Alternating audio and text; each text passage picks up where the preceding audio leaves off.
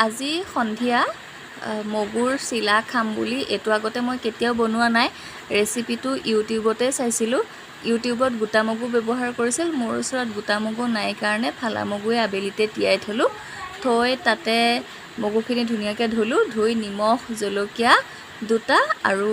আদা অকণমান দি পানী অলপ সৰহকৈ দি ধুনীয়াকৈ মিক্সিত এটা ফাইন পেষ্ট কৰি ল'লোঁ